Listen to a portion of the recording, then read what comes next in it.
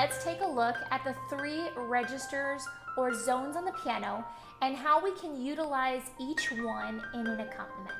Let's look at the 3 different registers or zones on the piano and how to utilize them effectively for accompaniment. So we're going to start with a song that I had rewritten several years ago, a famous hymn at Calvary, and I have rewritten it into a song entitled Mercy There Is Grace. So really just rewriting the melody and livening up that song. And we're going to take this song, and if you notice here, it has just words, a few chord symbols, just to give me some idea of where I'm headed, but that's it. You might even be looking at a lead sheet where it has the words and chords above those words. Maybe you're playing an accompaniment out of a hymn where you just have the 4 parts.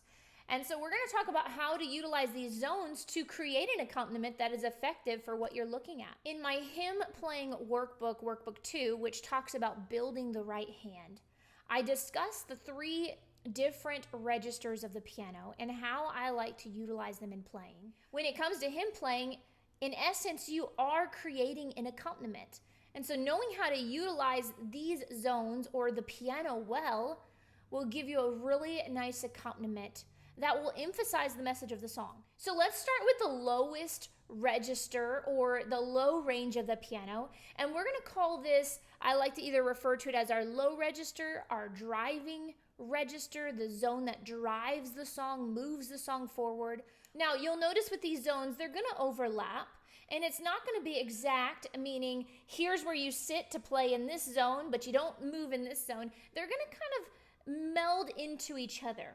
So it's going to be around this range where we leave that driving range or that intensity range. When I want to create a really nice driving movement in my accompaniment, and I want the accompaniment to begin to build in its intensity, I'm going to utilize this range a little bit more. Now, as we look at this song, in the 3rd verse, it's really building in intensity, and I'm going to create a really nice driving pattern in my hands in this lower range here.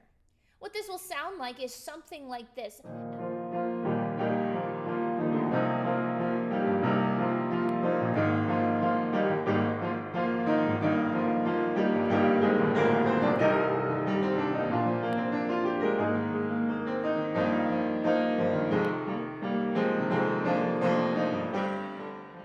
Now notice I was using different rhythmic variations to create motion forward.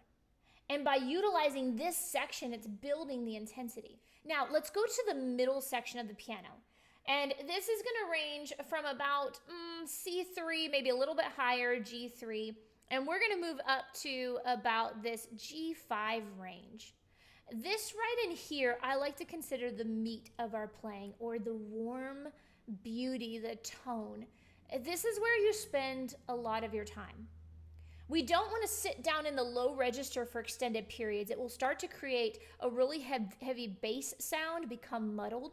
So what we did there, we were using it for a section, but we're not going to stay there long. But this section here is where we're going to find the majority of our playing. So let me show you how we utilize this middle section of the piano, the warm range, to create those warm tones.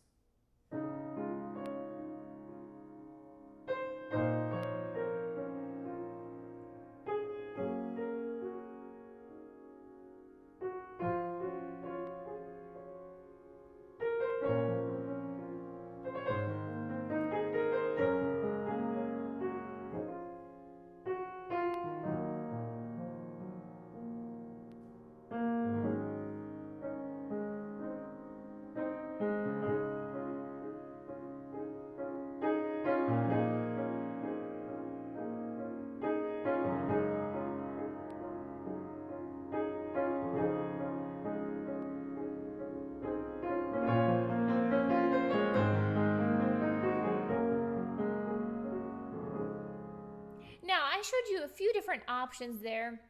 The first option had a simple kind of alternate melody to what was going on. We talk about that in a previous tip video, so make sure you catch that tip video where we talk about not playing the melody of the accompaniment, but creating an alternate melody. And then the next verse, I created a pattern. and utilized a pattern to kind of show you two different ways to use that warm section. Now let's move to the upper range. Think of this as a delicate section. This is going to be where we create delicate tones. We don't want to spend too much time up here. It'll start to sound like a music box or very tinny, hollow, and empty. But this is a beautiful register to use. Let's take this same song and I'm going to change it around a little bit.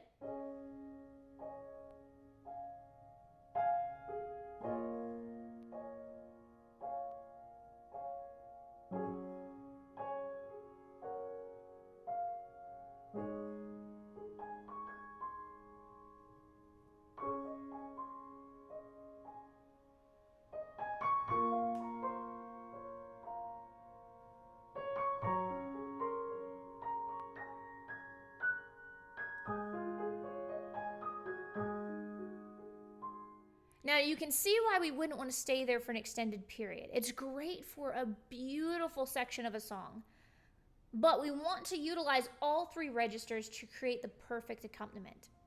Once you begin understanding the zones of the piano and how they are used, then you can look at the message of the song and choose which zone and where would create the best sound to emphasize what is being sung.